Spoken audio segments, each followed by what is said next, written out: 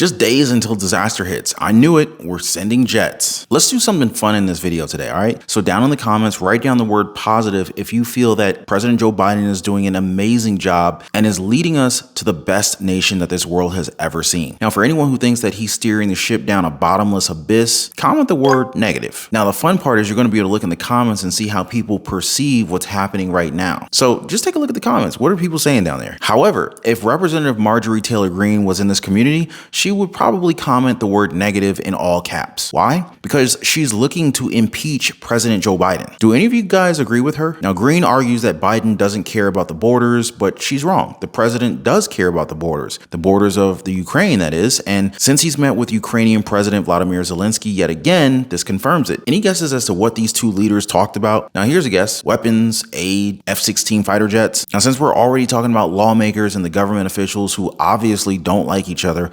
Representative Lauren Boebert, she did not hold back when she criticized Senator John Fetterman and his choice of clothing in a recent Senate press conference. I almost laughed at that man when I saw him dressed the way he was. Now, Tesla CEO Elon Musk was recently subpoenaed by the U.S. Virgin Islands for documents that show that Jeffrey Epstein may have referred him to become a JP Morgan Chase bank customer and was even an advisor to him at some point. Now, Elon Musk was not happy about the allegations and even called Epstein's a cretin. And I also have an update on the debt ceiling, and I gotta warn you guys, it is not good news. Anybody else frustrated about all this talk without much action? Now, we only have a few days left until we actually hit a default disaster. What the heck are they doing right now? No time to waste, guys. Let's get right into the facts. Also, for the best way to invest in gold or silver, be sure to check out the links in the description down below. It is right below the link for getting a free home warranty quote. All right, guys, like a proud father, President Joe Biden wrapped his arm around Ukrainian President Vladimir Zelensky ahead of talks at the G7 summit in Japan. That major show of support for President Zelensky on the world stage at the G7 summit in Japan.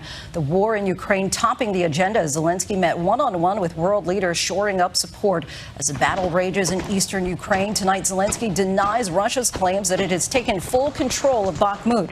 Tom Sufi Burge is near the front lines in Ukraine. But first, ABC's Terry Moran on the crucial meetings overseas. At the G7 summit in Hiroshima, a strong show of support for Ukrainian President Zelensky.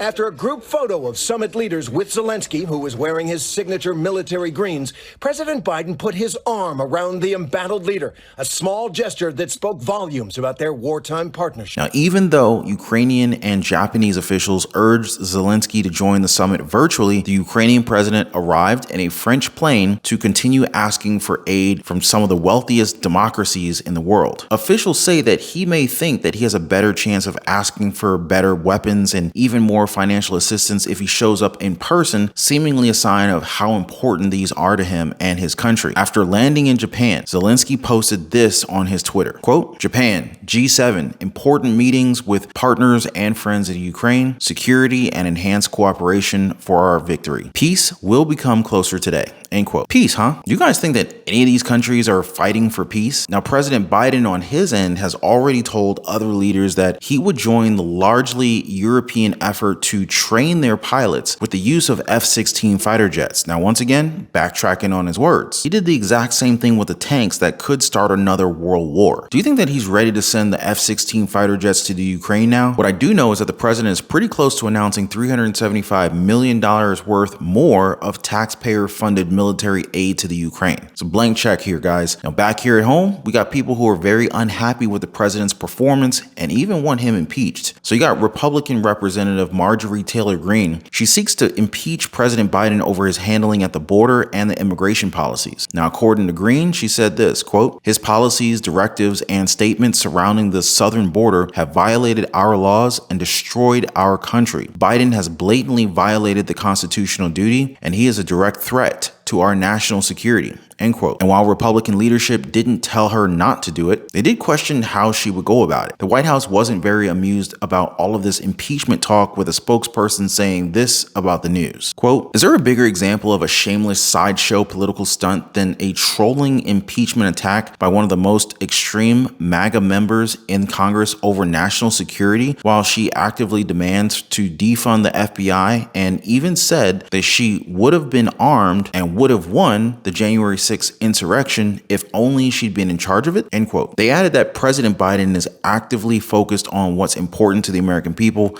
not any of this silliness. But what do you guys think? Now, on the topic of silly, Elon Musk was subpoenaed recently regarding a possible connection to Jeffrey Epstein. The Virgin Island filed it against the billionaire as they were asking for documents that may show how he was referred to JP Morgan Chase by the late sex offender. Now, Elon Musk was quick to tweet and react about the news. Here's what he said, quote, "This is idiotic on so many levels. So 1, the cretin never advised me on anything whatsoever. 2, the notion that I would need to listen to financial advice from a dumb crook is absurd. 3, JPM let Tesla down 10 years ago, despite having Tesla's global commercial banking business, which we then withdrew. I have never forgiven them," end quote. Wow, what do you guys think? It looks like Elon Musk got a target on his back, especially since he's been pushing for a narrative of truth. I guess he's sticking to his roots, as he did say that he's pathological about the truth. Now, speaking of sticking to his roots, this is what Senator John Fetterman wore to a news conference that talked about the debt limit. Now, it's certainly different. You got a hoodie, shorts, running shoes. Some did take offense to it, namely Republican Representative Lauren Boebert. Here's what she had to say about it. Quote, "John Fetterman redefined casual Friday on a Thursday meeting. It's truly unbecoming for someone to show up like that at any job, let alone a job that only 100 people are elected to. There's just no excuse for it," end quote. Now, while I understand how people should dress for work, I also understand how some are more invested in what's happening to the debt ceiling compared to what senators are wearing to those meetings. But what are your thoughts on that? What are your thoughts on what he was wearing? What are your thoughts on all of this stuff? Now, on that note, U.S. House Speaker Kevin McCarthy has told all of us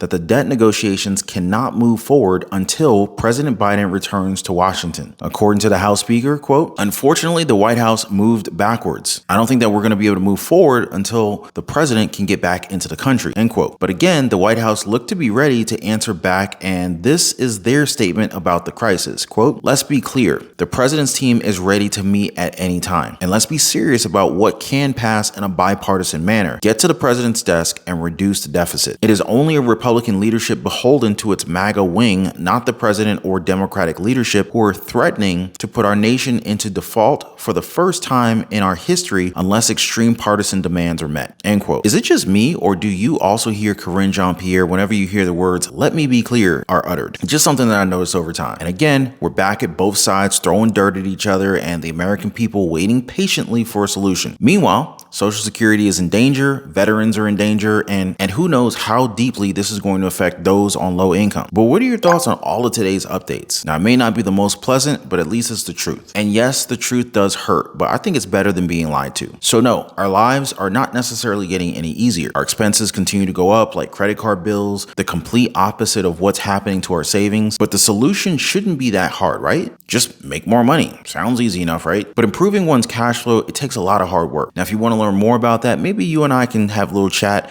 Drop me some comments down below. We can discuss side hustles, small businesses, ventures that can create or generate multiple streams of income. We can discuss protecting our wealth through investments, be it in gold, silver, real estate, investing in the stock market. Yeah, feel free to drop me a comment down below. I look forward to hearing from you guys. Now, before I go, you should see 2 videos here. Be sure to check out those videos, and don't forget to show some love by dropping a like and share this video with your friends and your loved ones. And don't forget to subscribe for your daily dose of the truth. I appreciate you guys watching, and I'll catch you on the next one.